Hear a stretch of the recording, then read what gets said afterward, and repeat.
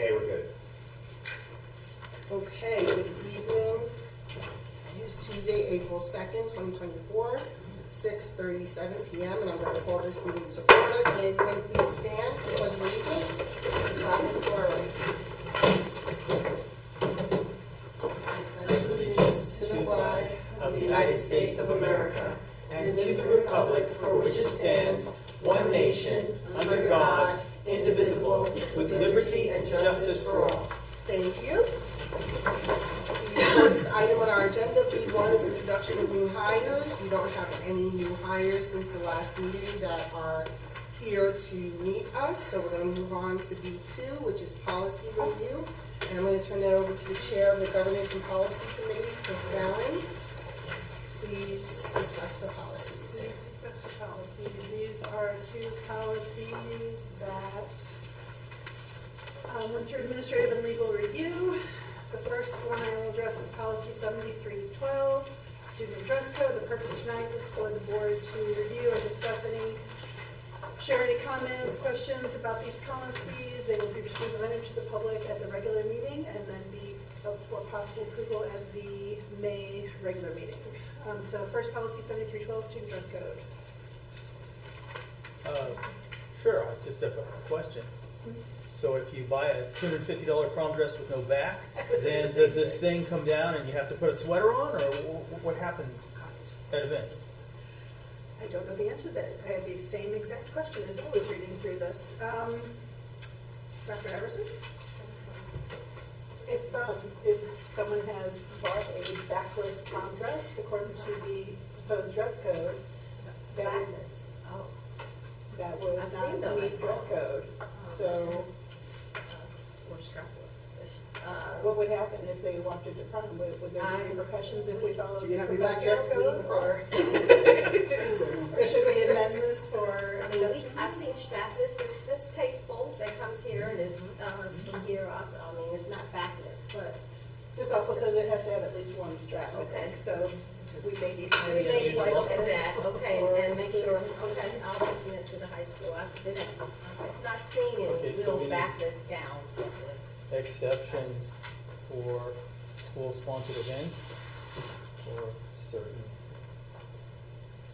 school-sponsored Just a events? line as an exception may be made for formal events such as prom or other selected events as per the building administrator.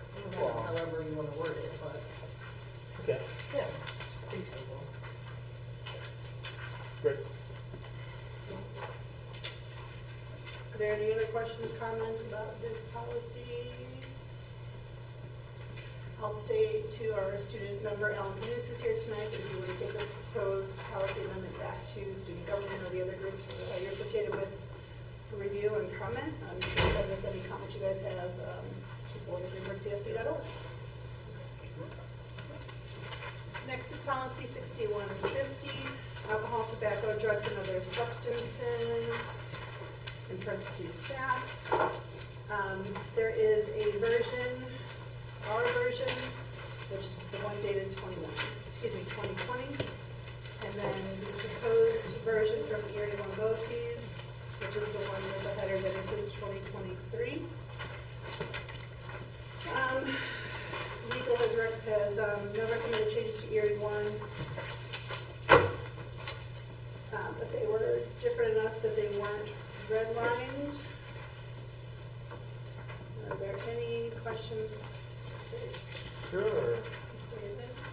Okay, so if we migrate from GCSD to the Erie One BOCES version, I understand that supposedly it's just about staff and there's another policy for students for alcohol, tobacco, and drugs. So that's not an issue. The fact that this now just seems to talk to staff pretty much exclusively is okay. But we also lose, there's like a paragraph on like drunk or high visitors to schools or school events are not welcome. And that's in the GCSD one, and it's not in Erie One BOCES one.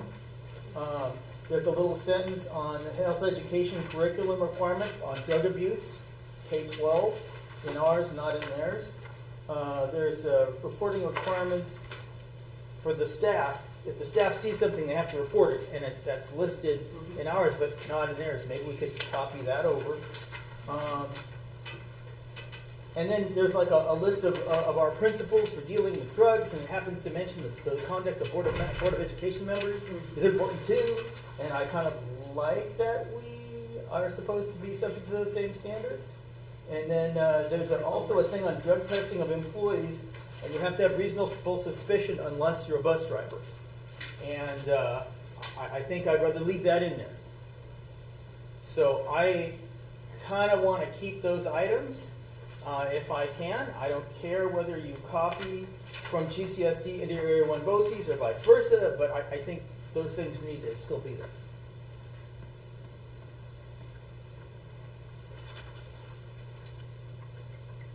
So I know we just approved various policies on school buses. Without checking those right now, if this paragraph on schools, drug testing for school bus drivers is covered under those policies, are you okay to strike it from this particular policy, or would you rather have it in both places? I think the only thing that happens is that we reference that other policy. So I think the reference is fine.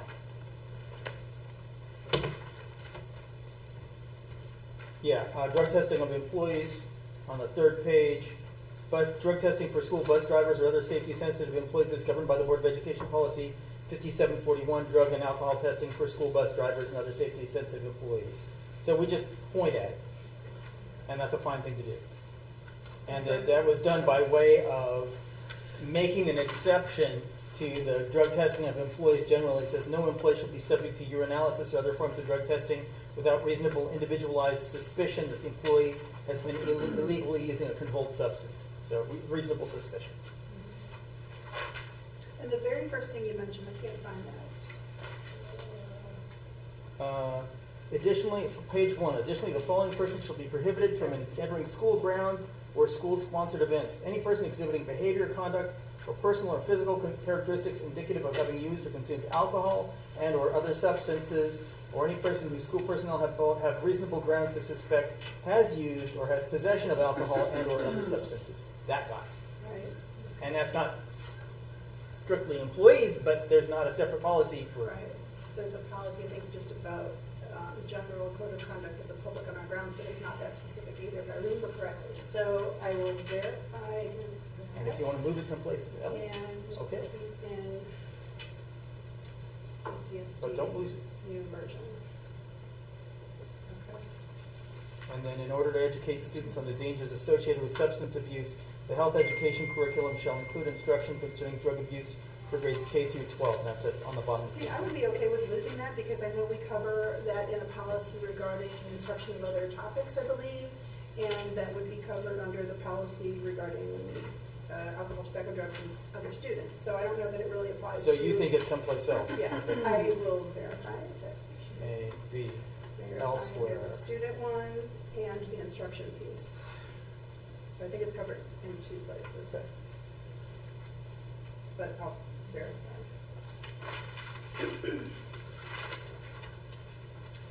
Okay, does anyone else have comments or questions?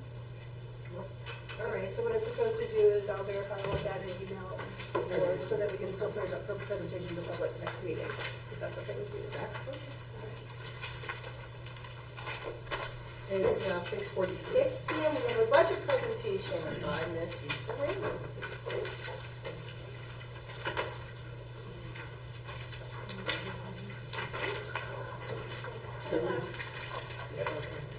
Are you ready? You are.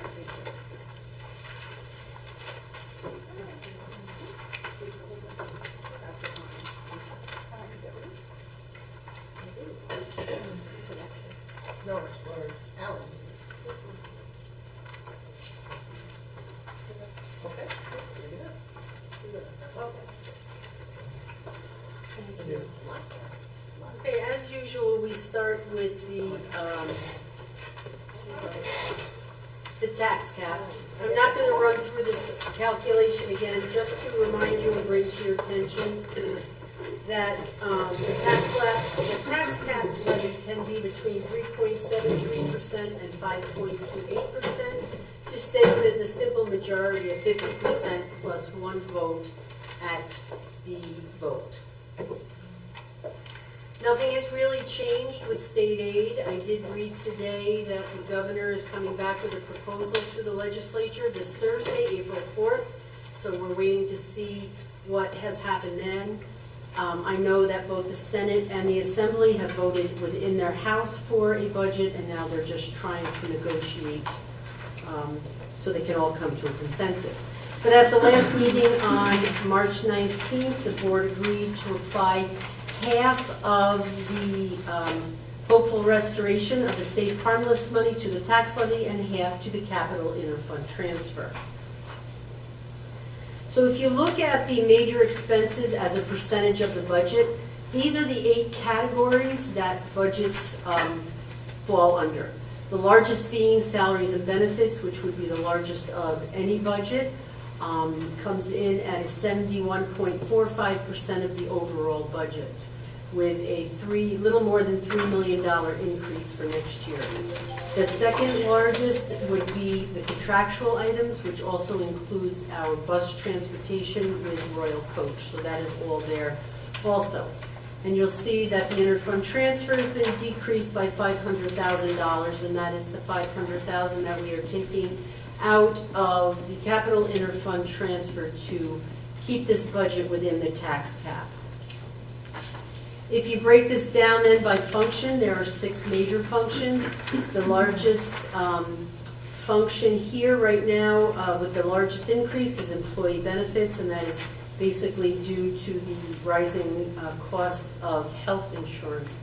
And then pupil transportation will be increasing by the CPA that will be set in May, that we will know in June. So we had to use an estimate based on what the CPI is currently.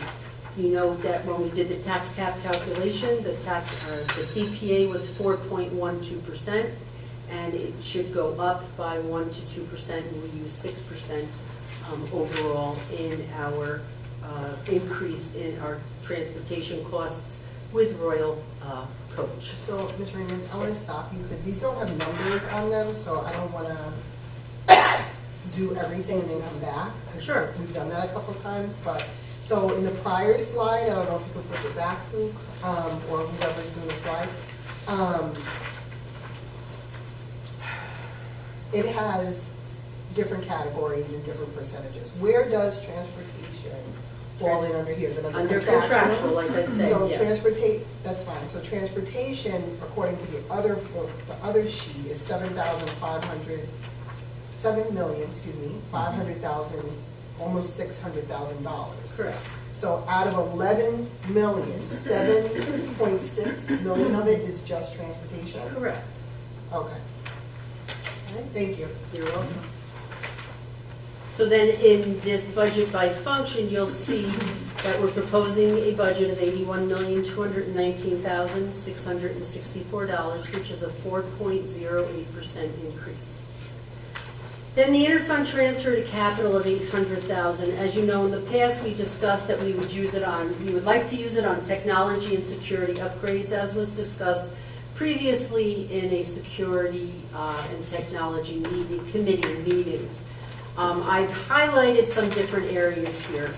After those most recent meetings, it also has come about that possibly instead of a repeater, we could look into installing a cell tower on our property instead. That would do this, serve the same function, and we could possibly use this as a revenue source since we would be doing it, say, with Verizon Wireless. Okay.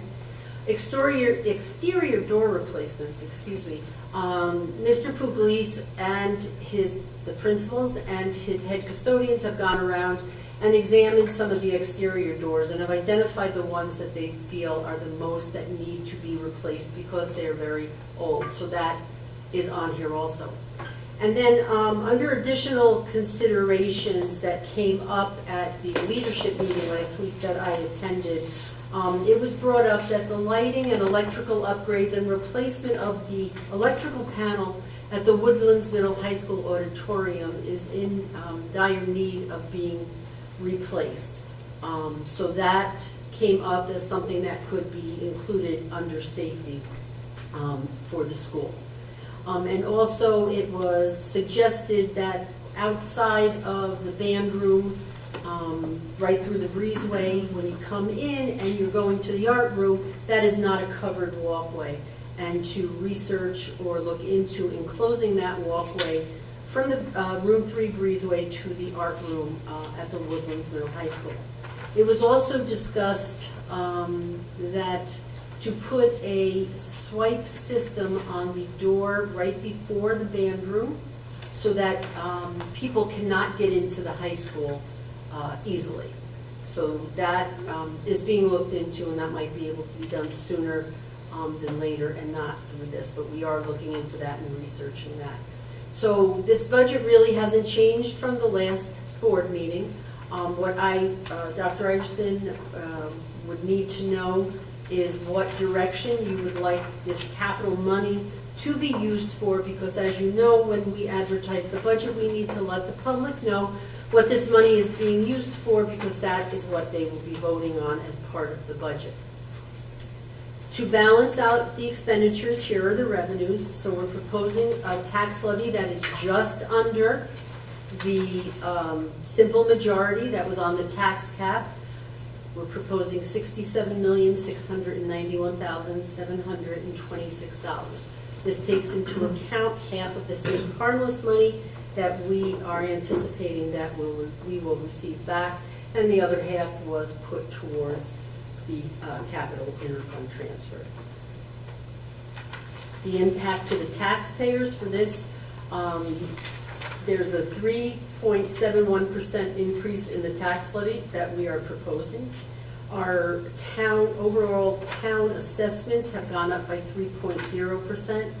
And the single-family home assessment that the town uses in conjunction with the Office of Real Property Services and an independent contractor that they use, the 3 agencies get together and they come up with some of these numbers, and they have increased the single-family home assessment from $607,000 to almost $637,000, which is a 4.88% increase in assessment. And that is basically because, according to our town assessor, there is a lot of home sales going on in Westchester, in the town of Greenburgh. Houses are selling above average, and this is what will drive up part of these costs. So on a tax bill for what we are proposing, the levy of $67,691,726, this single-family home tax bill would be $9,365.55, which is a $490.25 increase, or 5.52%. So that's not accurate. Excuse me? The tax amount for the home assessment Is what? What was your question? is not, I mean, the people here who own homes know they pay taxes. The numbers aren't accurate. It's a little higher than that. This is the example that the town gives us to Okay. use. They provide that to us every school year. So yes, there are probably homes that are valued higher and their taxes will change. So as I said, we're still waiting on the final state aid figures, and then we just need a direction on how you would like us to use the capital interfund transfer so that we can advertise that when we are advertising the budget. Thank you, Ms. Raymond. Does anyone have any questions or comments or opinions on the interfund transfer? Lenny? I can say that we looked at the sort of breezeway connection and found that it was expensive, and then I think there was a counter proposal that we put up an awning. Yeah, something. And, yeah. But I don't have a quote on that, so I don't know exactly how much it is now. So how do we have estimates on the items that we're trying to choose between? So the electrical upgrades, last I knew, those were 250,000 plus. So I'd say it's between 250 and 350,000. The enclosed walkway, I've asked PBS to help us with that, but I have not heard from them. I believe that that would be more than the $800,000. To enclose it. Yes, Oh, yeah. I'm not Yeah, to enclose positive. it. I do not know. But to put an awning up, I could ask for a price for an awning.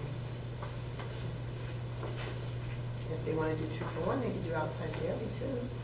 Parents are constantly staying outside in the rain here. And at Highview, when parents have to do parent pickup. Let's just get it done. Okay. All right, is there any more questions or comments? I would say that the cell tower is a possible revenue stream, Correct. so that's not an issue. I would, at this point, I would definitely leave that in. Are you trying to eliminate bullet items in order to know how to make a line-by-line budget? Or what do we have to tell you? Well, I know that the recommendations of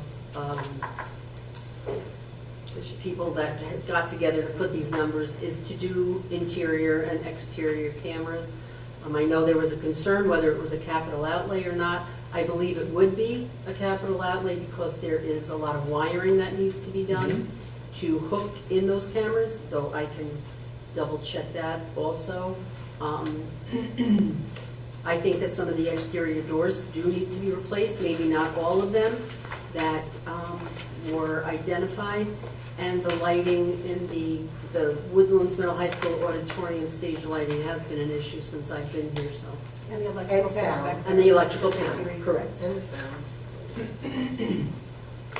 Trustee Bauer? So just 2 things. So they're referring to the cameras. I do have a question about that, but I believe it may need to be asked to exec because it may impact contract negotiations, blah, blah, blah, blah, blah. So I'll say that and hold that till then. But secondly, David, since we do have a Finance and Facilities Committee meeting on Thursday, can we take a maybe closer look at this vis-a-vis some other options that have been on the table in the past? Okay, so I had thought we were going to make some kind of decision tonight, and then she'd have a line-by-line budget for us to look at the Finance and Facilities Committee. But if the decision can't be made, it can't be made. I was then going to delay the meeting until we had the decision. But if you need us to make the decision, I guess we'll go forward with the meeting. I think you should go forward with the meeting. Would you be able to have a line-by-line budget by Thursday?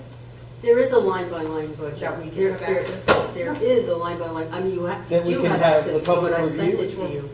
That the public, I will look into that tomorrow, yes, I just want to look at No, exactly. yeah, that's not what Okay. we were should talking get about, the- the one for the Finance and Facilities Committee. Yeah, I will get with Okay. Mr. Trustee Right, Warren. it's like part of the, you know, how we used to have budget presentation after budget presentation in the spring, no one would show up, but you found that people in the Finance and Facilities Committee would actually look at the budget. So, yeah. So then my last question is just timing again. We have to have this decided. You need announce to- the public by X date with the, You need to vote on the budget, the dollar amount by April 16th. Yeah, the- and knowing what's in the capital interfund transfer for that.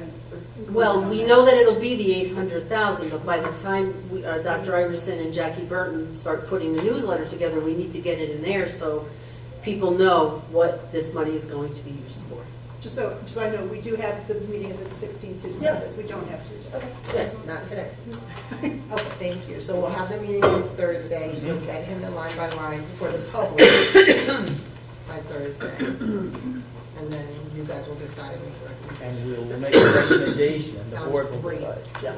Yes, yes, Trustee Moore? So, April 16th, we have to vote on the budget. Yes.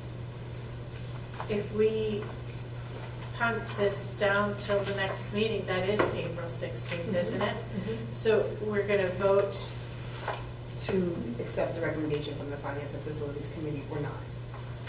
but if not, Then we have to have something that at least Okay. 4 of us agree upon. I Yes. was going to say, we kind of leaving this open-ended, aren't we? So we had a list with some items that the board has already gotten.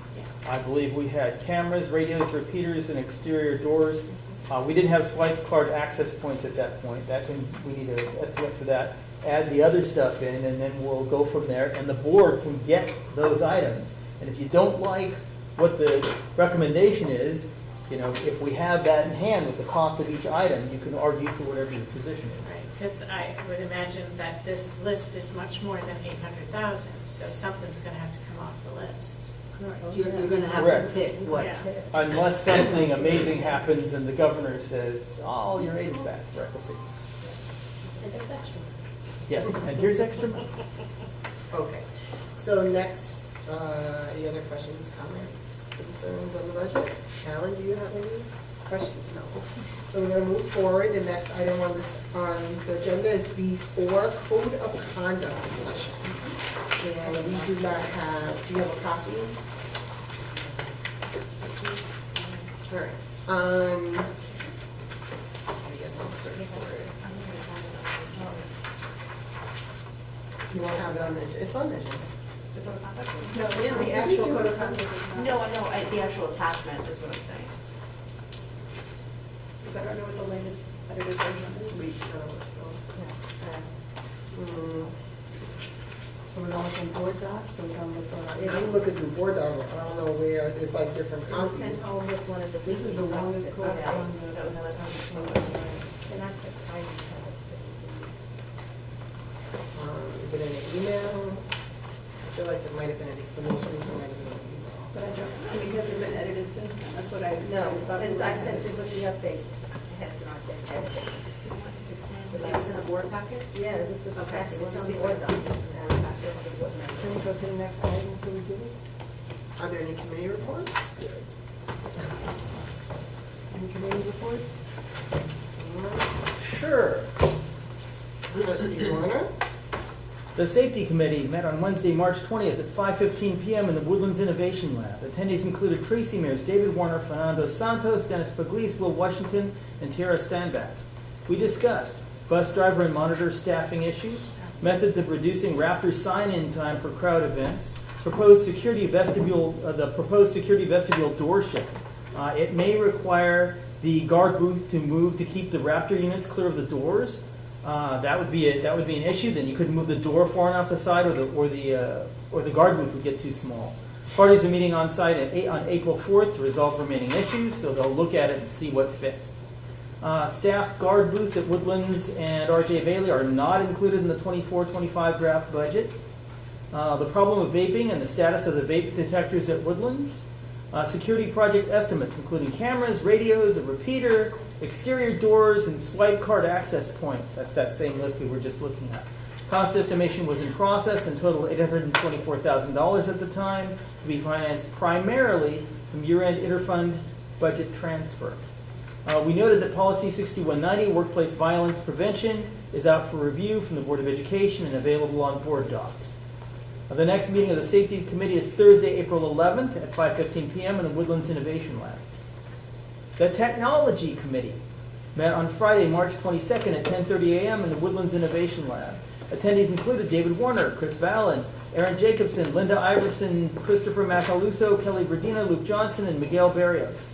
Miguel Barrios presented on improving our website by redesigning what we have and porting it to the Edlio content management system by this September. We discussed design, navigation, accessibility, content, and functionality of menus, calendars, standardized forms, search engines, and staff lists. We discussed single website versus multiple website options. It's sort of like the debate between cultural unity and district-wide awareness versus variety and targeted information. After the meeting, Miguel provided sample school district websites showing our options in more detail. After Miguel's presentation, we reviewed and raised questions regarding the technological elements of that same list, the $800,000 security proposal from the Safety Committee. What are the contract conditions and time commitments in the Verkada-based $215,000 camera estimate? Is the $40,000 repeater the best option for improving Wi-Fi on the Woodlands campus? Or is a cell tower in a remote area like the Morton House site a better option? The next meeting of the Technology Committee is Thursday, April 11th at 1 p.m. in the Woodlands Little Theater. And I guess I need to reiterate, the next meeting of the Finance and Facilities Committee is this Thursday, April 4th at 6:30 p.m. here in the Innovation Lab. That's it. So I just want to say, the Education and Wellness Committee, we were supposed to meet April 8th, but that is the solar eclipse. So I don't think that's a great time. I mean, I know we're having a wonderful viewing party, but what does everyone think? Should we have it at that time? What time is the meeting? 6:30? That'd be after, right? Will it be after the eclipse? It'll be after. It is about 4:20. Okay. That sounds good if you still want to have it. Well, people will be here, so maybe that'll make people come to the educational wellness. All right, so we'll keep it, let's make it, you know what, let's make it 6. So if anyone's still around, they can stay. 4/8/24. I know. Next Monday. Yes, hopefully nothing happens to the world. Sorry, when was the next security meeting? 11, that's what The you said? 11th. The Safety Committee meeting is at 5:15 Thank p.m. you. on the 11th. Trustee Valen. The next Governance and Policy Committee meeting is next Tuesday, April 9th at 4:15. I'd also like to ask our district clerk to ensure the Education Committee meeting is on the calendar because I do not see it on the board calendar. I haven't yet checked the district calendar for any of these. Yeah, we were going back and forth on the dates, so now that I know it's for sure on the 8th, I will get that on there. Do you have a date for the next technology meeting? Also the 11th, just a different time of day. Okay. One is at 1 p.m., the other is at 5:15, so, The DEI committee's not listed either. Oh, for the calendar? yeah, technology is 1 p.m. Wouldn't you wellness committee meeting?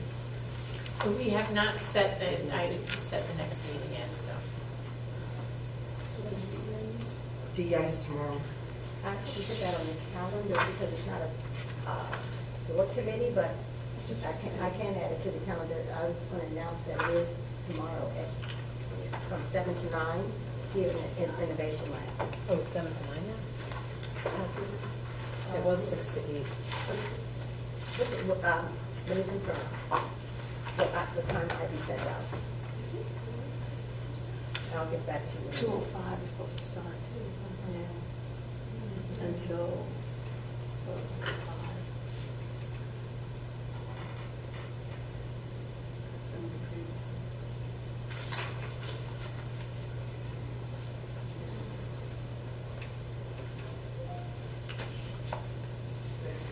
And did you see the code of conduct I tried to send to you? So I can't open it up. I did not see it yet, but we found it. It was a on- draft.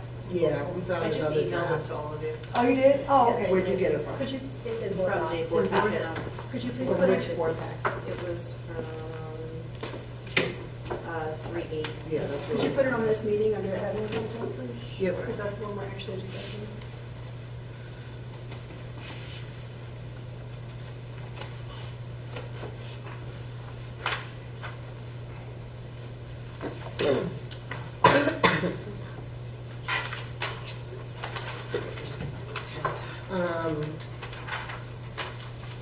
Okay, if everyone has the board code of conduct, excuse me, the revised draft of the code of conduct.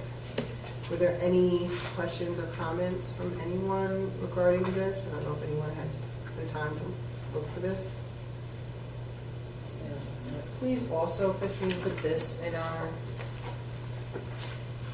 agenda under B3.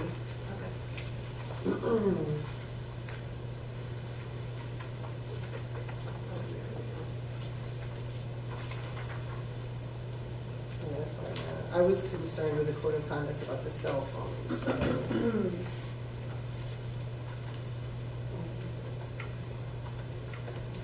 Here it is, personal technology, page 12.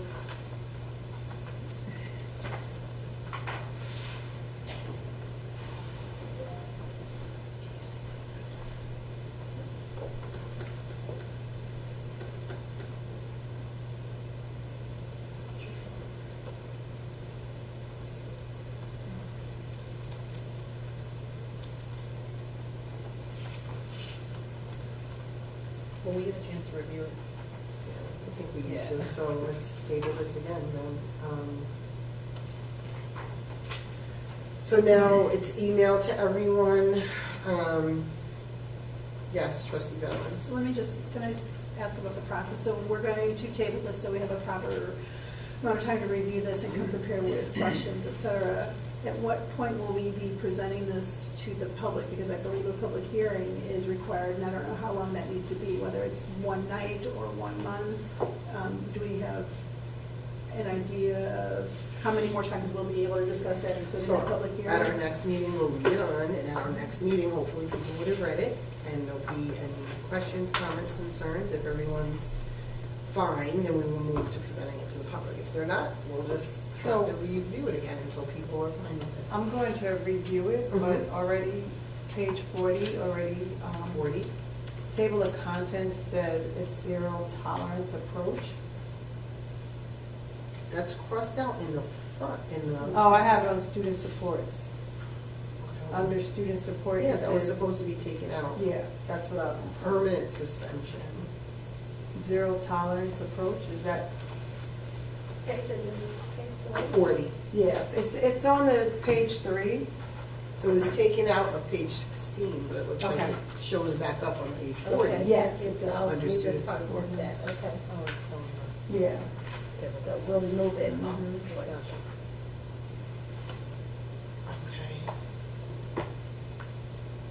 Okay. The comments as attorney update.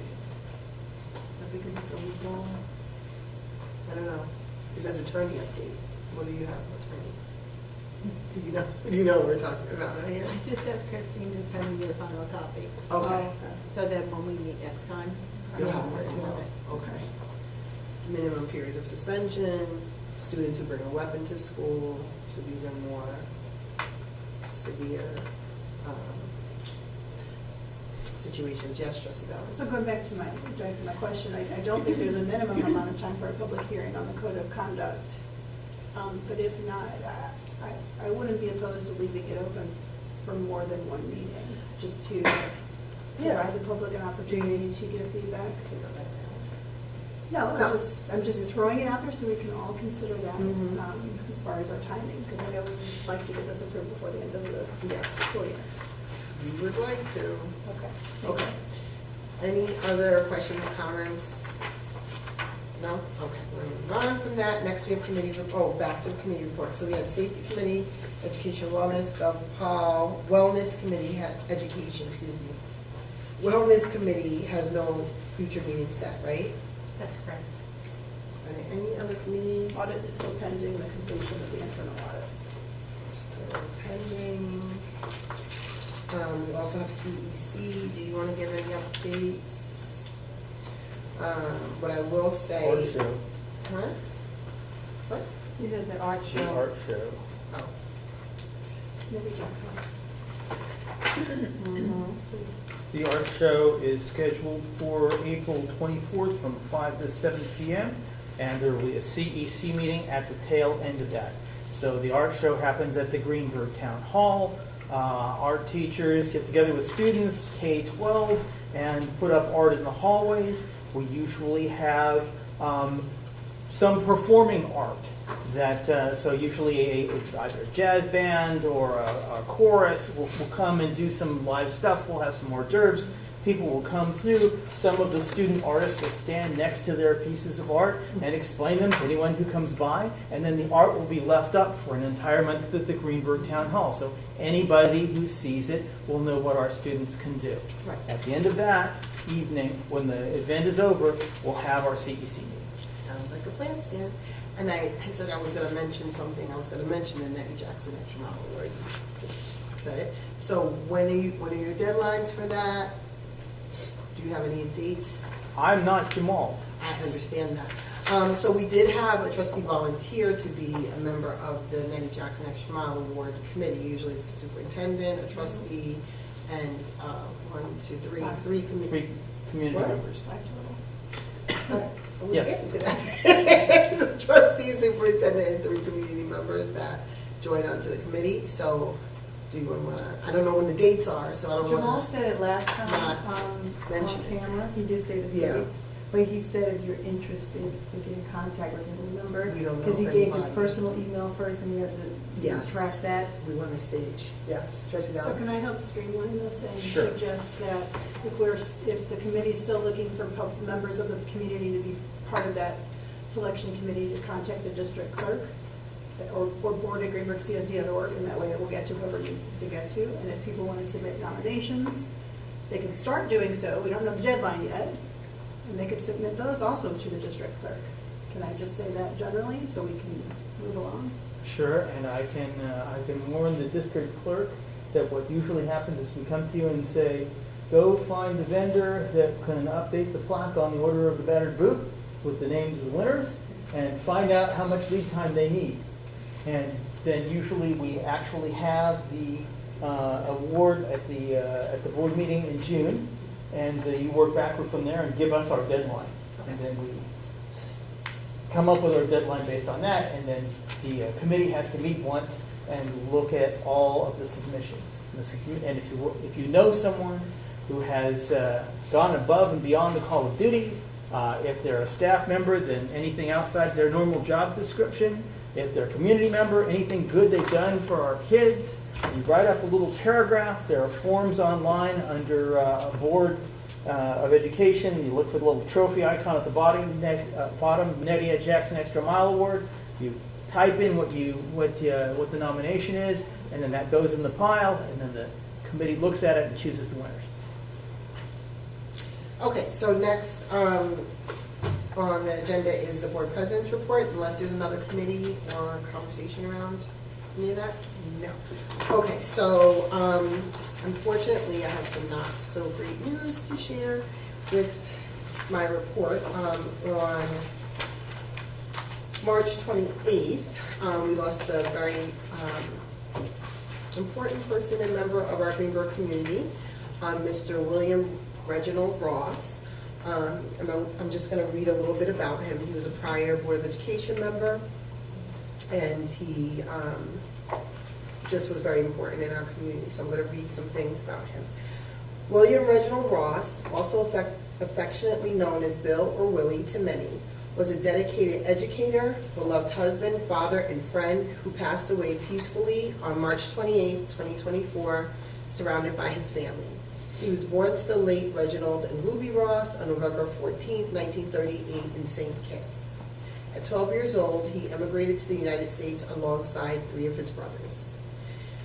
After his honorable discharge from the Marines, he pursued higher education and earned a Bachelor's of Business Administration from Case University and a graduate degree in Education Administration from CUNY City College, laying a foundation for a successful career in education.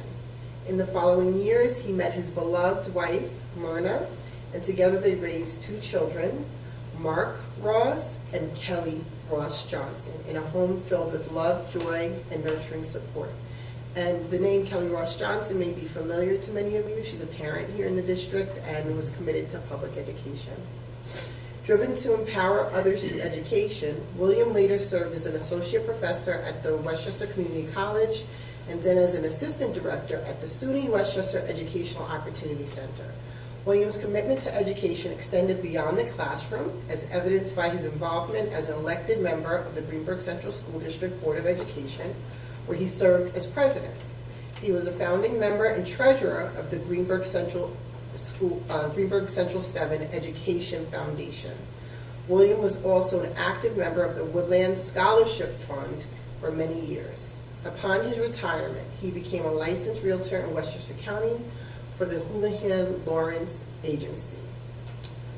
He will forever be cherished in our hearts. His love for his family and friends, dedication and education, coupled with his legacy of service to the community, remains an eternal inspiration for all who have been touched by his grace. His homegoing celebration is going to be on Friday, April 5th. That's this Friday. I'm going to read the information to for everyone in case anyone would like to attend. Usually, board members can attend as well if they can. It's going to be this Friday, April 5th, 2024, at St. Catherine's AME Zion Church, which is at 19 Lincoln Avenue, New Rochelle. The viewing is from 3 to 5 p.m. The Omega service, because he's a member of Omega Psi Phi Fraternity Incorporated, is from 5 to 6 p.m. And his homegoing service is from 6 to 7 p.m. Reef Pass from 7 to 9 p.m. I don't know if anyone knew Mr. Ross or would like to say any words, but I am going to ask everyone for a moment of silence if anyone did want to say anything. Okay, if you just give us a moment of silence, please, to honor his life.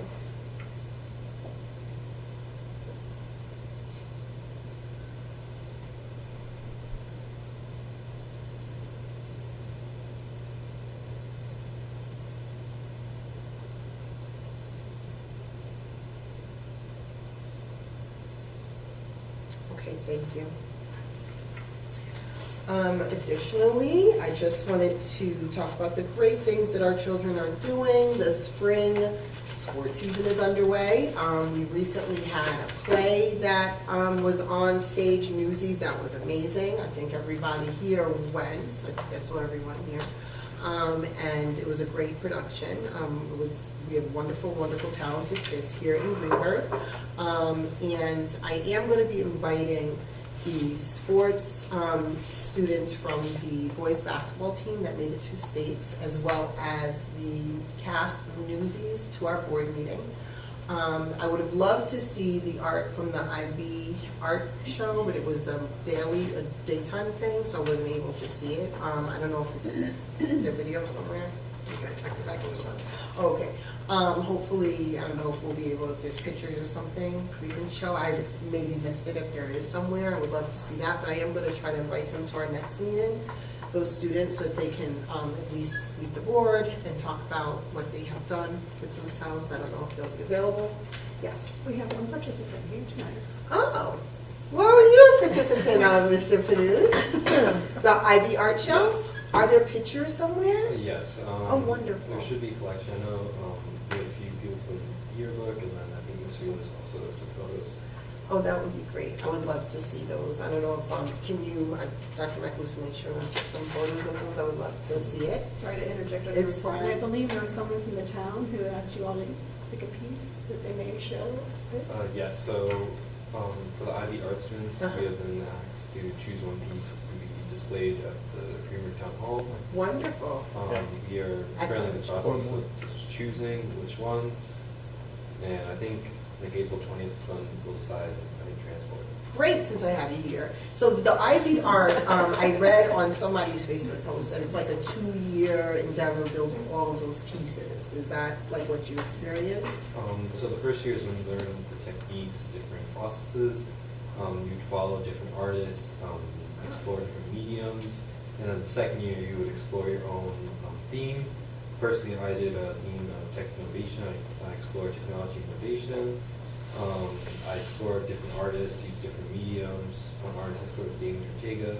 I happened to dissect a computer. It's actually sitting right over there. Oh, okay. I dissected a computer, and that was like my main piece. And then each student had that.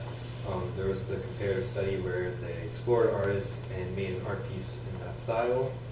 And overall, it was a success. Everyone had fun. Overall, it was a good event. Wonderful. We have a art arty person on our board who's an artist as well. So that's saw your work. wonderful. It was beautiful. And I think Ms. Cronin interviewed you all too as part of your IB piece. So there's also, I think, interviews, and I took a lot of pictures because I thought it was very cool and very inspiring.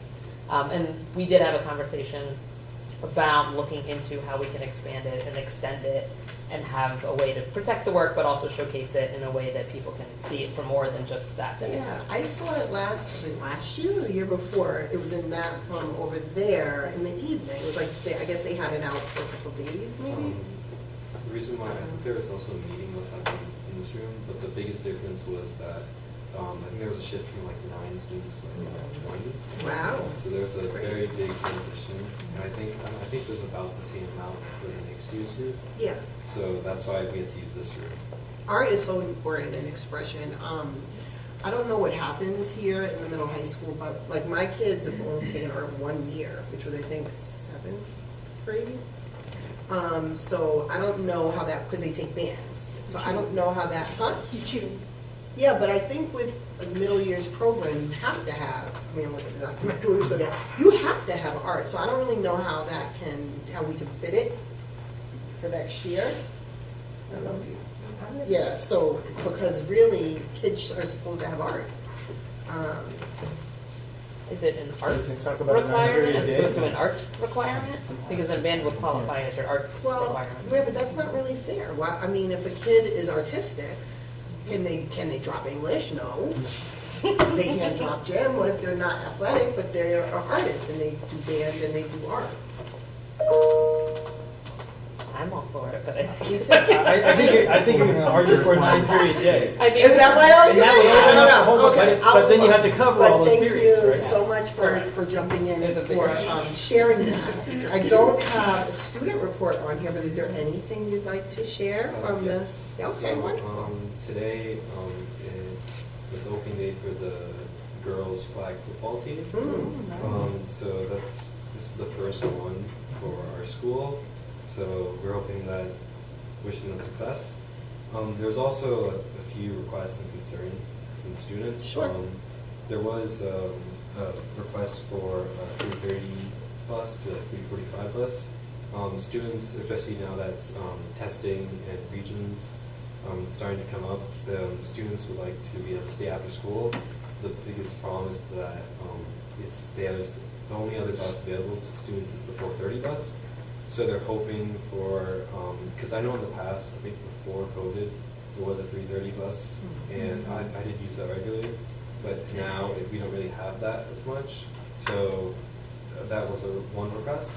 Can I stop you for a second? So between dismissal at 2-ish, okay, to 3:45, kids want to stay and do test prep and after-school clubs and stuff, and then they have to sit around and wait till 4:30 is what you're saying. Okay, all right. Just want to get clarity on that. Okay, sorry. Next request. One more request was the girls and boys bathroom on the second floor. Students are asking for an improvement, like the one near the bathroom outside the gym. The students are hoping for the same level of quality as the one near the gym. That one has been refurbished and looks very nice, and they are hoping for improvements, not only to the second floor bathroom, but throughout the school. And then one final request was the water fountains. That has been, I personally understand this concern that many of the water fountains don't work very well. Either they're very slow, they have heating problems where it can be very hot, temperature fluctuates, and especially due to 1010 and other rules, it's very long, there's a long line half the time for water, and if due to like a very slow drip rate and time, just long lines, all the kids late, and that's like one of the concerns that's brought up. Are those the water fountains with the filters? Yes. I know they do get changed regularly, but at some times, many of them they go bad very fast. Go ahead, Trustee. So if Trustee Warner, for Thursday, we could find out from our staff if it's time to change the filters again. Yeah. Well, they can just ask tomorrow. If it's time to change the filter.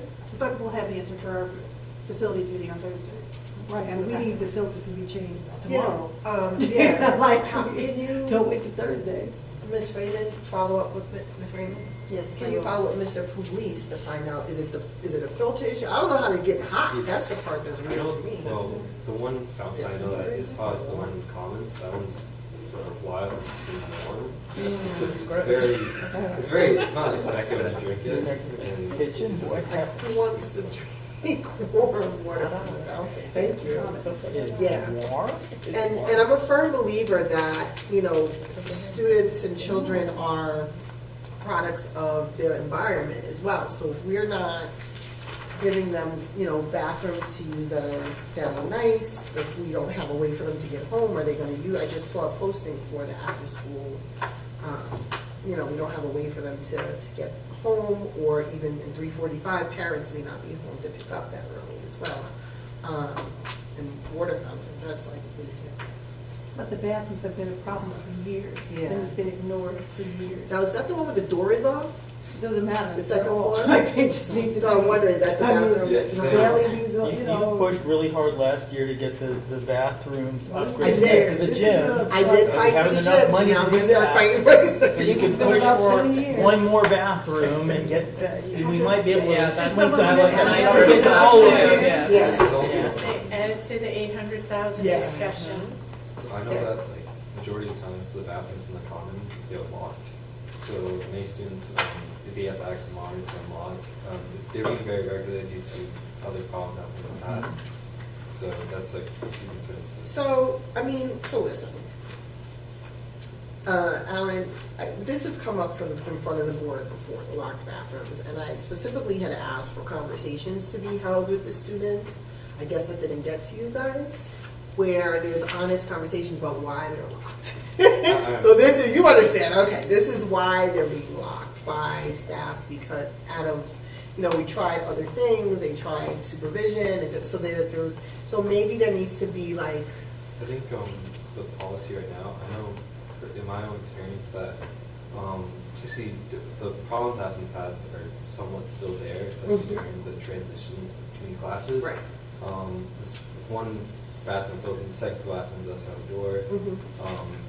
There'll be a pile of students Yeah. not necessarily using the bathroom. They're just- So that's just like a problem, and street cards and teachers can't do much to prevent it.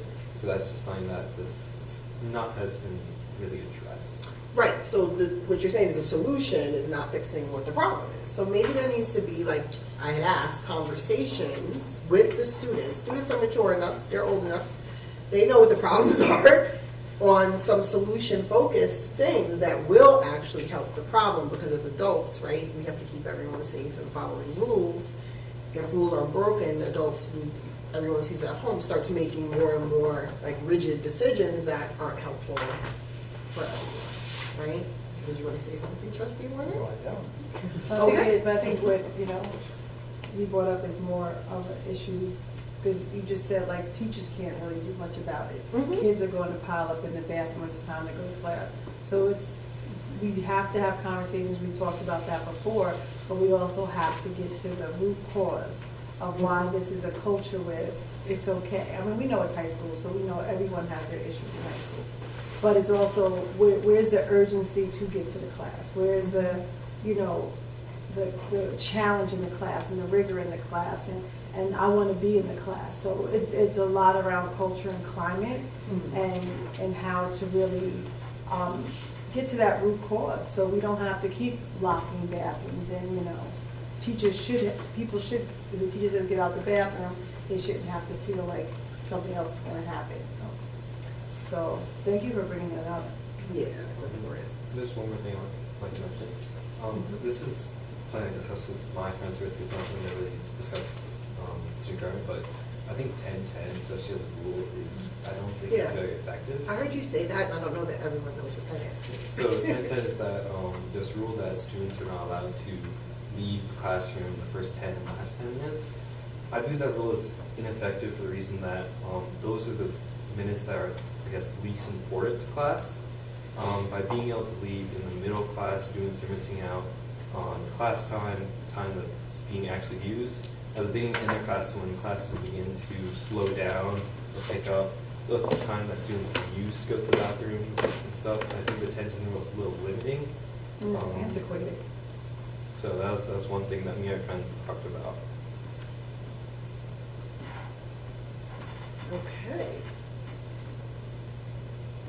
But Yes, go ahead. if I may, just push you on that.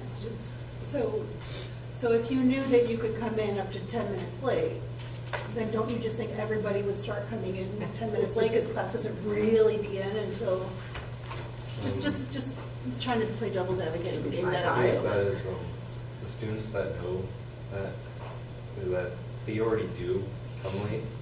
The students that know they're supposed to be in class on time, they try to make it the effort. Anyway, yeah. And then it really, because I've seen it in class, especially having subs. subs are a lot more enforced with Rule 1010 a little bit more. Right. And so students are forced to sit and wait 10 minutes. Maybe they didn't have time during the transition to go to the bathroom, especially since at times the bathroom is unavailable. So it's getting to the point that like the first 10 minutes, last 10 minutes are just becoming more of a hassle. So, I mean, I'm hearing that the ways, the structures that the adults have in place to address certain things, because that's what the 1010 rule is for, as you said, they're antiquated, it's not working. The kids who are going to be there are going to be there anyway. So there maybe a shift, a different look at how to deal with these issues. In the conversations with your peer group, has anyone had a solution that seems to kind of tick some of those boxes that would make sense? We haven't really discussed that. It's mainly just that 1010 seems ineffective.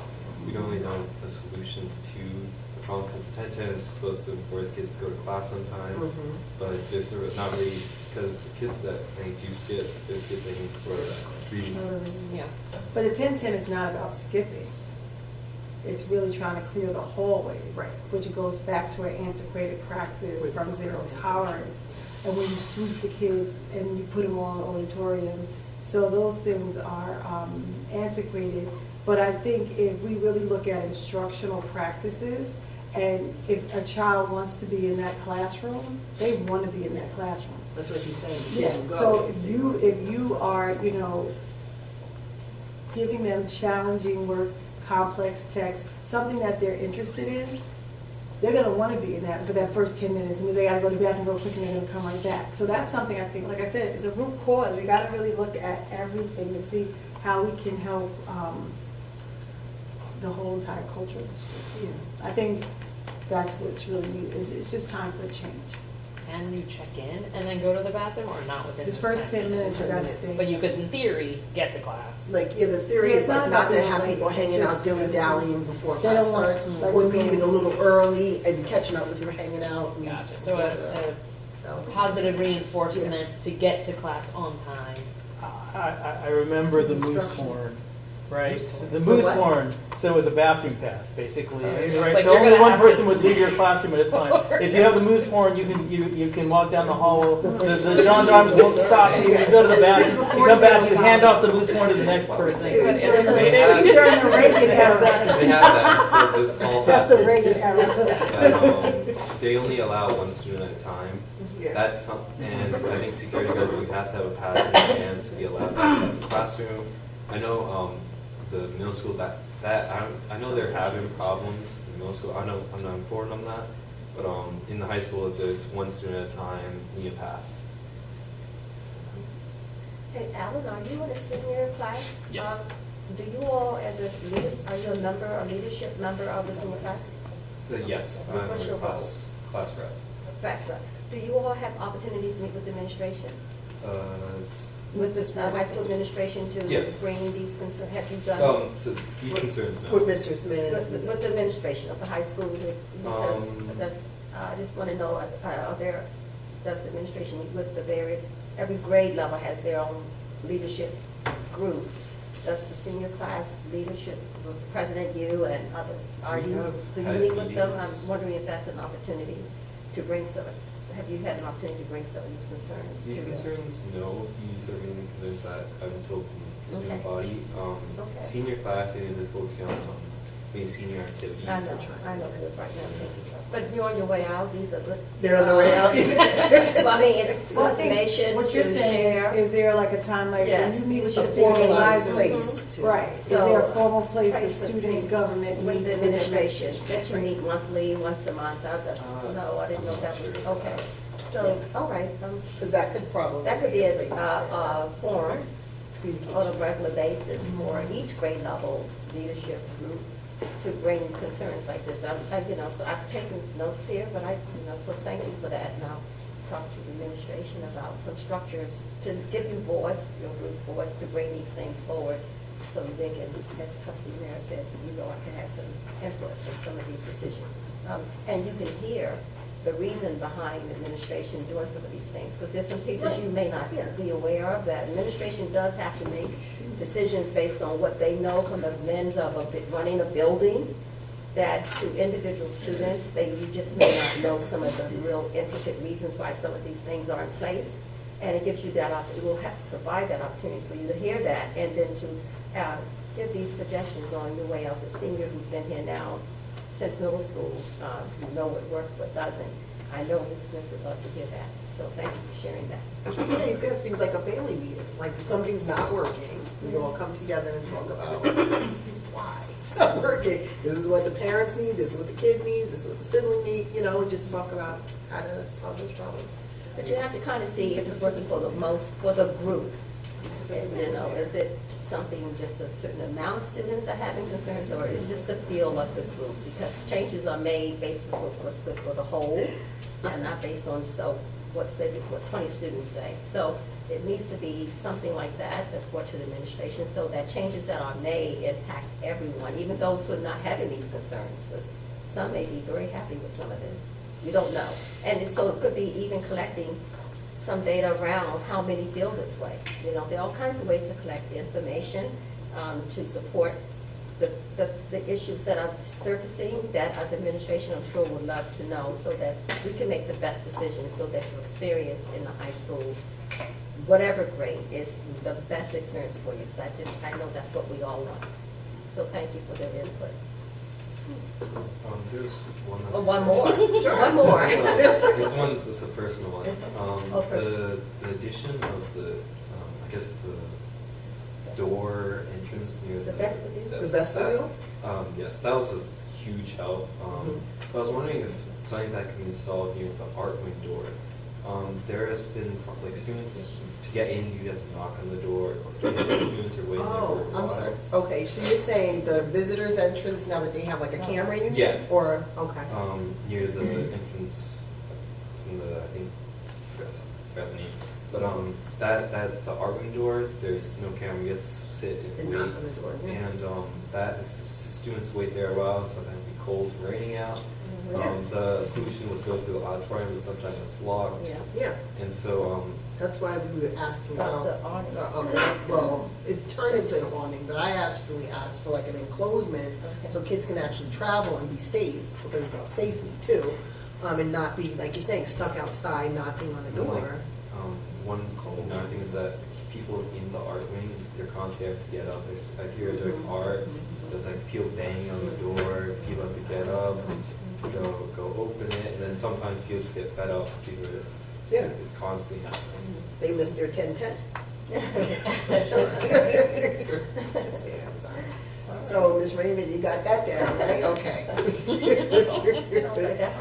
you, that's very helpful.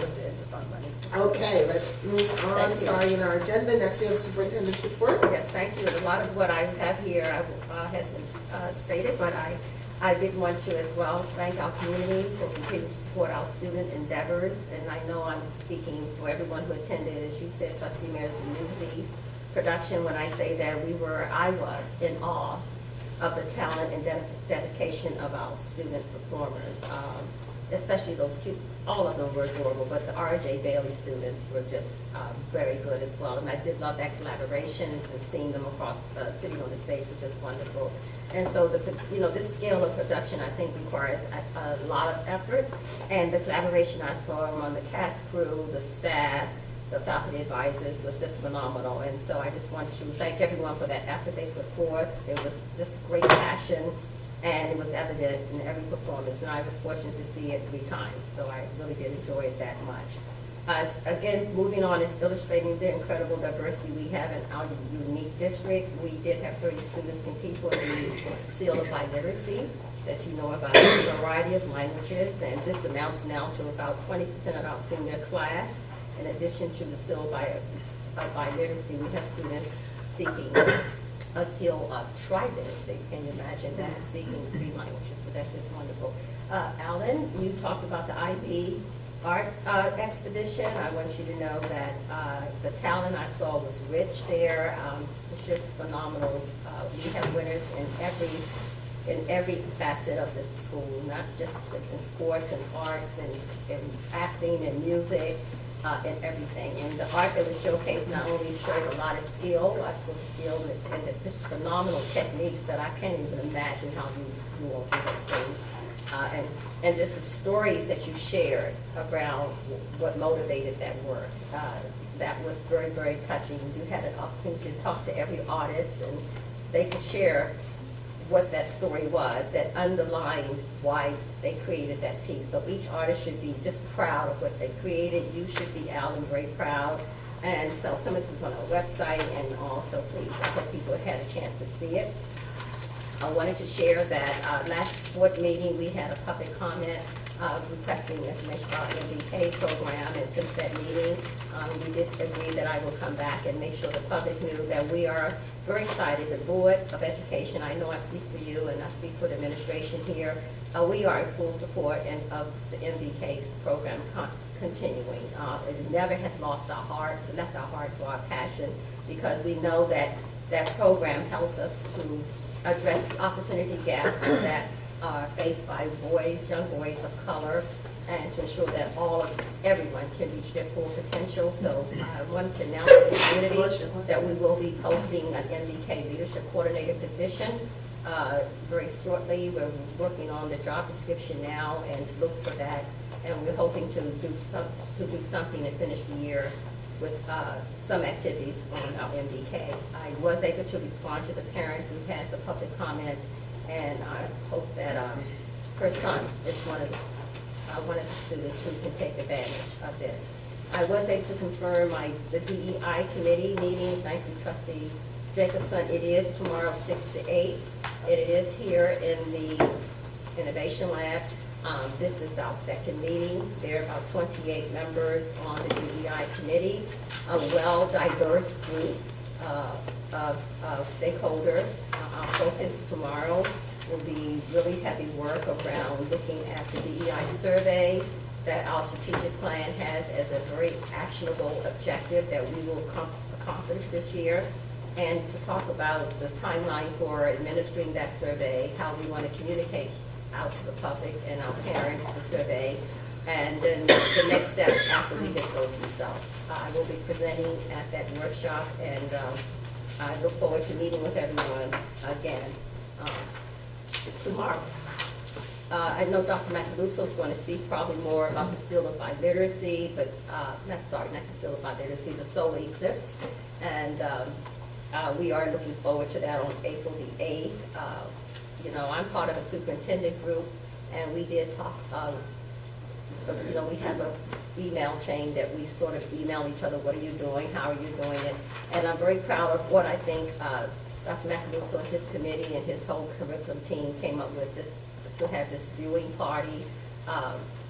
We're so excited that our students, we hope, can return back with parents, and so I won't take his thunder, I'll let him talk. You can finish up the pieces about it, but he did a great job in coming with the idea. He's good at that, probably more so than I am, coming up with ideas around, because I'm kind of like this, and he's more fuzzy around things like that, so great idea to have a viewing party. So I'll let you talk about it, but we hope to see everyone there. We have glasses for you, bring your blankets, your chairs, and that's And then go to the education meeting. Yes, come on down. So that's all I have, and I'll let you take it from there, your comments, whatever you have to add. Dr. Harrison, you took the fuzzy part. So I'm thank sorry, you. I'm That's sorry. okay. But you So can with always that- talk more about that. So with that, thank you. So as Dr. Erickson mentioned, you will probably have received one of my very extra announcements. It was distributed, I think, about 20 minutes ago. So 6 days countdown to the solar eclipse watch party. So please join us with that. And so since Dr. Erickson did the fuzzy part, I'll do a little bit more of the logistical piece that I would like the community to be aware of. So do know that we will be providing, or we will be requiring you to sign a permission slip / waiver form with that. And so that's how you will receive your glasses. So once I will try to send those out earlier, and so at one of the later releases, if you have a printer at home, you'll be able to click on it, print it, and have that ready and signed, so that once you come on the 8th, join us as early as you can, you will receive your glasses in exchange for that permission form / waiver. And so, as Dr. Erickson mentioned, there will be early release. Reminder, Woodlands Middle High and Richard J. Bailey will be releasing at 12:30, and Highview, LFJ, and ECP at 1:30, so that you can join us beginning at around 2:30 at the soccer field. Thank you to all of the parents who joined us for the ALP Parent University on the 21st. That was shortly after the last board meeting. And so a lot of the meaningful feedback that the parents provided at that session have been noted and have been provided. So if you go to the district, if you go to curriculum and instruction, you go to the ALP website, the ALP section of the curriculum and instruction webpage, you will see that there is now a fillable form there for you to click on if you are a parent who would like to request a rescreening. Okay, so that is only for students who are currently at Highview and currently at Richard J. Bailey, and there's a specific form for each school. So please make sure you click on the right one, because that routes it to the individual who helps you make sure that your child will be rescreened for that. Another note to highlight for the community, as the New York State testing program begins rather shortly for grades 3 through 8, and so that's 3 through 8 ELA and math, and then for grade 5 and 8 science. And so I have a number of dates. I won't go through all of them because it'd be a little bit hard to capture all of them, but as a reminder, grade 3, grade 4, grade 6, 7, and 8 will begin their ELA testing on April 11th, and then grade 5 computer-based testing for ELA will begin on the 15th of April, and that'll be 15th and 16th. The other dates are the 11th and the 12th, and then the math assessment dates begin in early May, so I'll have those posted on the website, but then you can also call your child's school. And then last but not least, the science exam for grade 8 begins on the 13th of April. Finally, with that, I do have to say that since we are moving into the testing season, we will begin holding back the district one-to-one devices that are provided to students in grades K through 6, beginning this Thursday. So Wednesday will be the last day that we'll be sending those devices home every single day, and that's in anticipation of us hopefully not having severe weather where we may need to transition to remote learning. So as of Thursday, your children will not be bringing the one-to-one devices home in grades K through 6 on a daily basis. Can they elect to, like if they're doing iReady at home on their device and they're like rehearsing or practicing for their tests? So if the teacher chooses to have them practice for something, certainly, but as a practice, we will not be sending it home on a daily basis as we have been doing. But a student cannot elect to do it then, unless the teacher says so? No, unless the teacher, we do need to get those machines ready for computer-based testing, make sure that they're up to speed with servers being appropriate and things like that, charged appropriately. Okay. Any more questions, comments, concerns? I did have a question. Oh, yes. But you can go. Oh, I did have a question, very simple about the ALP program. I did hear parents chatting about one of the grades, I'm gonna probably quote the wrong grade, second, third, being like 15, 16 students. And I guess sometimes when parents don't get it, there's a threshold, right, of a certain score you have to get. And when parents don't get it, you have other classes of 22 students. I guess people are wondering why we wouldn't build the ALP class up to more students. So that is a natural consequence of having the ALP program, and that's the data consistently since at least I've joined the district, where the ALP sections are about 15 to 18, and we do have some other sections where you're about 20, 22.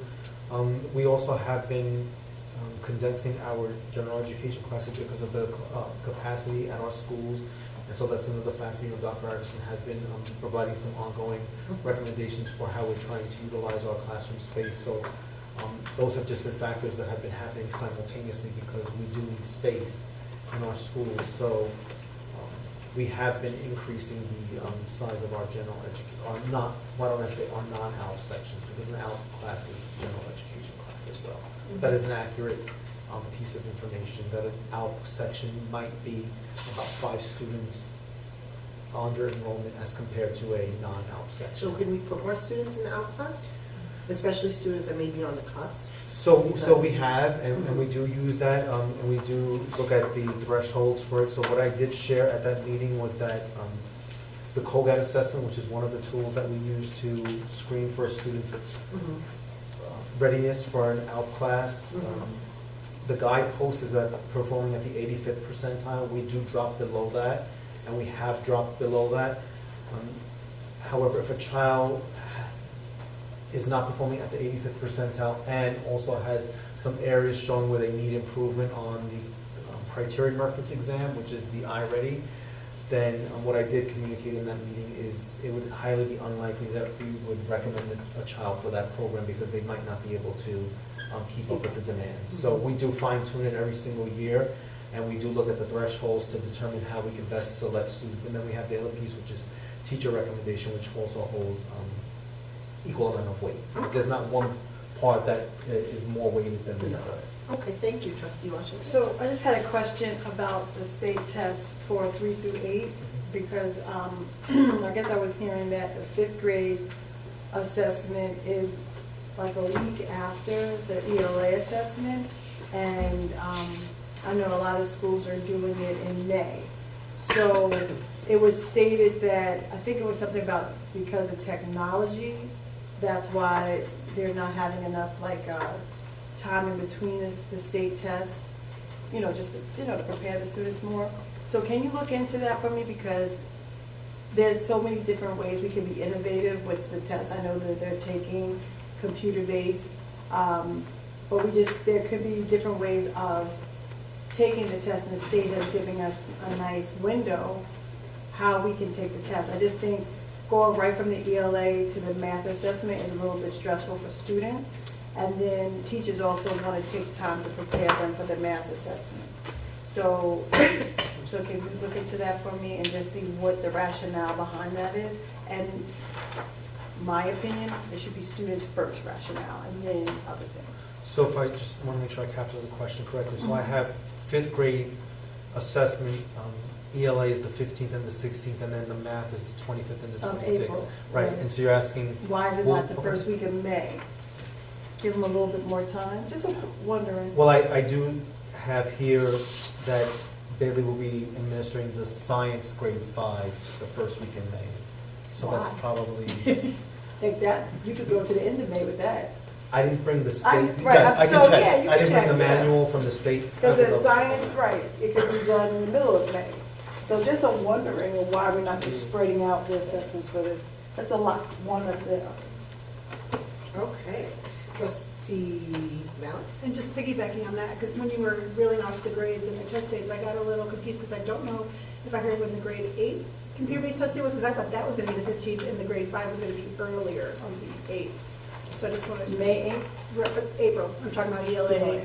So just, did we change the dates as far as what they are on our district calendar to accommodate different things? Some of the So if you could windows- just repeat the dates maybe. So some of the windows for computer-based window at the state is different from paper-based. Right. So ELA grade 8 is the 11th and 12th, and math is the May 7th and 8th. You see, so that's a nice window in between. Grade 8 is 11th and 12th, along with the paper-based testing on the 11th and 12th. For grade 7. Yeah. So all grades except grade 5 are on the 11th and 12th. Pretty much. Yes. 3, 4, 6, 7, and 8. On the 8 is computer-based. Yeah, so that's why. So, I think it's very stressful, one test after the other. Okay. Okay. Next on our agenda.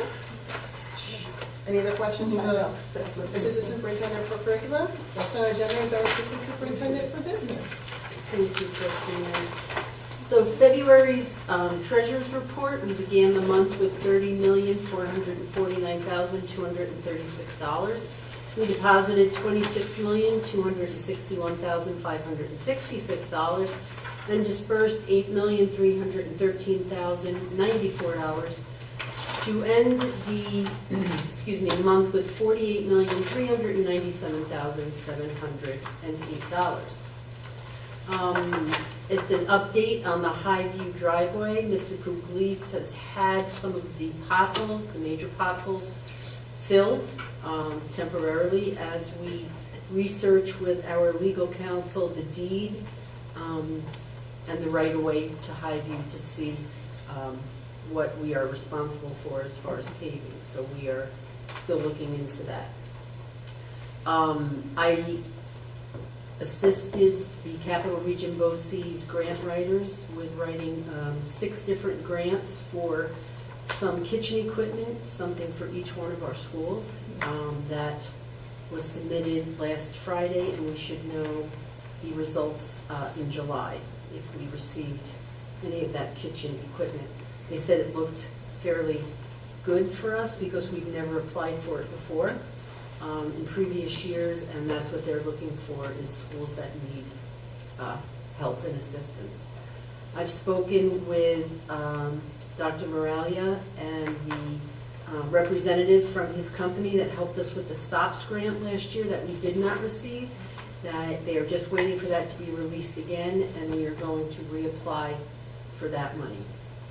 And then the workplace violence survey has gone out.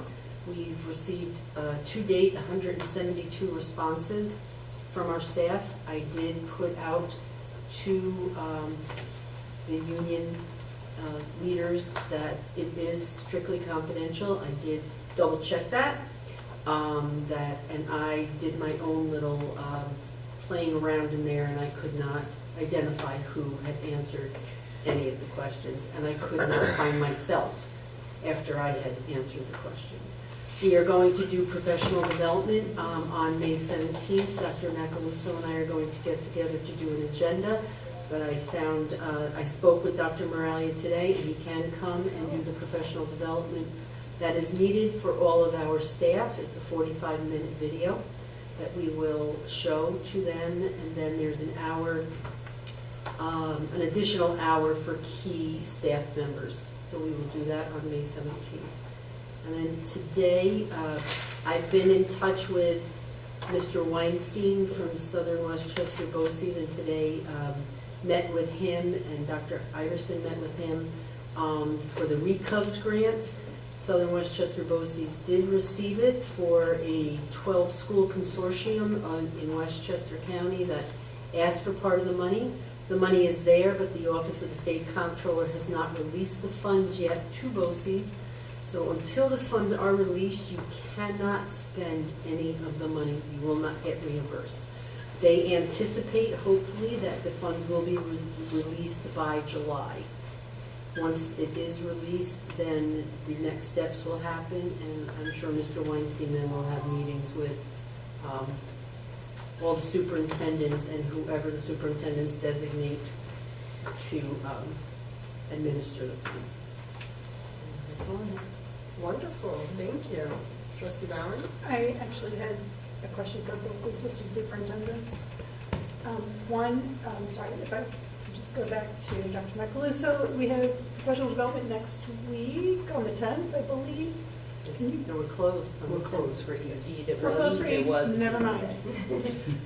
That was easy. Surprise! So wait, I answered your question, you answered mine. Okay, I closed for Eid, thank you. Okay, and you wrote in a recent report that we've put out, or at least as a parent, I'm getting emails from my principal asking for families to complete free and reduced lunch forms.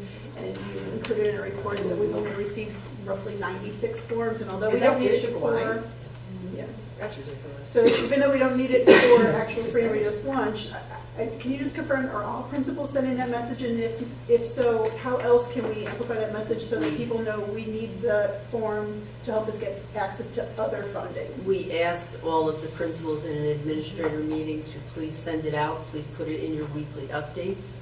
Can we do another social media posting on Facebook at a minimum? I mean, just so that we're getting more.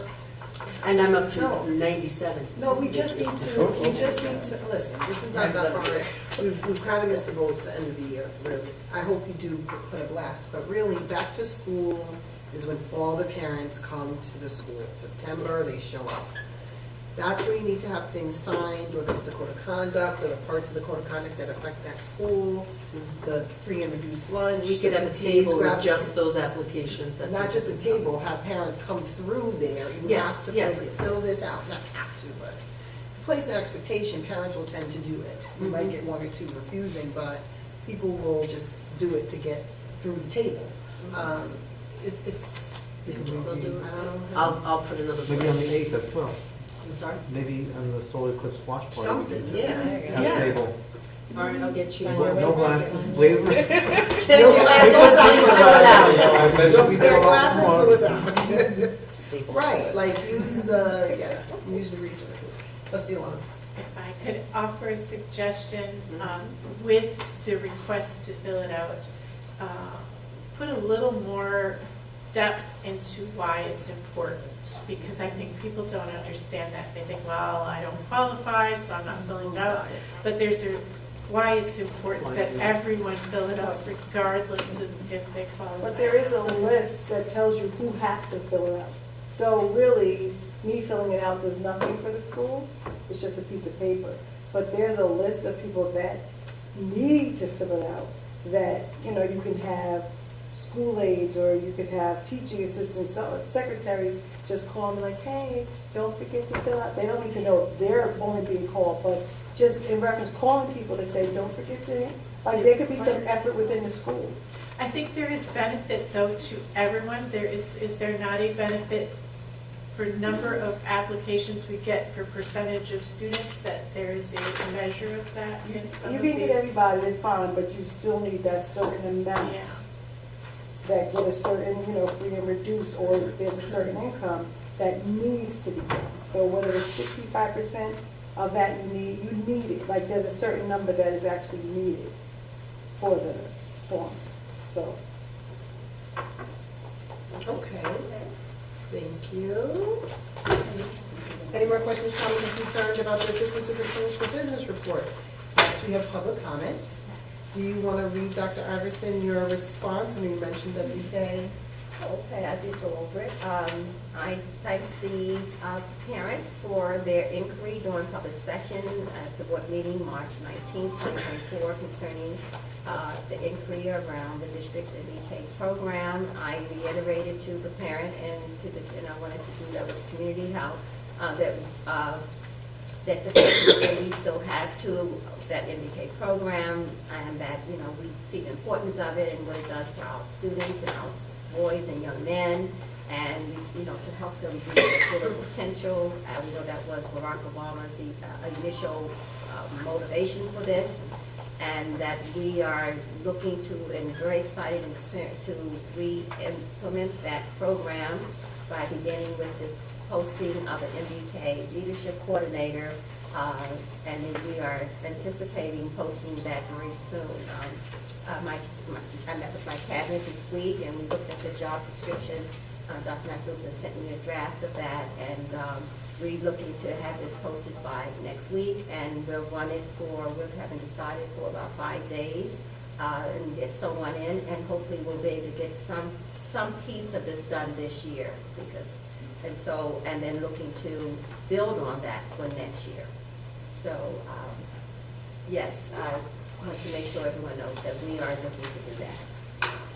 Okay, thank you. Dr. Iverson, one of the things, though, that did come up is if we don't get this MBK, what can we do in the district kind of to bridge that gap between the end of Bailey and the middle high school?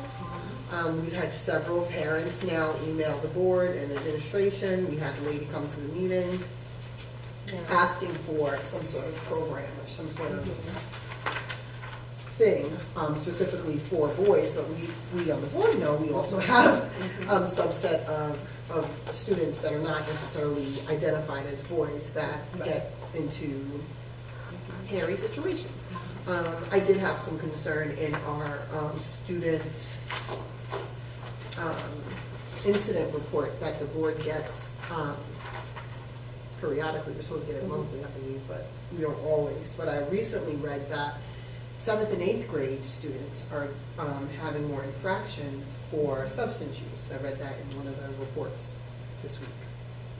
I think it was the report on March 8th, but I read it more recently. And so that really concerned me. If the students are younger and younger having these infractions, and, you know, how we're going to address that. Middle school students. Okay, any more questions, comments? Well, I just want to make Yes. one comment. So I just wanted to speak to the board members in reference to me staying on the board for another 3 years. My heart really wants to be here for Greenburgh, but I promise you that I can't continue to do late meetings. I can't function when I get to work the next day. it's a drag, I'm tired, I'm cranky, and it's just not good for me to be to 11 o'clock, 10:30. I just physically can't do it. If, I know it's hard sometimes, but if we can really try, I have principals that are board members in other districts like Yorktown and White Plains, and they get out about 9:30. So my request is, how can we have our board meetings be reasonable? And because if, you know, when I talk to other people about joining the board, the one thing they don't want to be up all night. And, you know, I do work, some people don't work, some people get to work from home, it's a beautiful thing, but for me, it's very hard, and I'm at a certain age where I just can't do it. So I'm just appealing to the board, in consideration, maybe not just of me, but just the fact that we want people to actually want to be a participant in Greenburgh Board of Education. People don't want to be up to 12 and 1 o'clock, and to be honest, it's not healthy to make decisions at those times, 10:30, 11, it gets hard. So I just wanted to put that out there, as I'm still considering what I'm doing, that if I do, and if I get elected, again, I just can't do, I physically can't do it. So I just wanted to put that out there. Thank you. Okay, can I get a motion for adjournment to executive session? I move that we adjourn to executive session to discuss the employment history of particular persons being considered for board action this evening at the next meeting. Second. It's been properly moved in second. Is there any discussion? Trustee Valen? No, I would just have added on, there's whatever the section is about negotiations, et cetera, but that's, all the choices are here. And for union negotiations. Fine. Fine. In consultation with our legal director. Okay, any other discussion? Hearing none, all those in favor? Aye. Any opposed? Any abstention? Motion carries. We're now in exec session. It's 8:13 p.m. Thank you. Our executive session is going to be right behind the wall there, so we won't lose time with walking. We have to walk down there.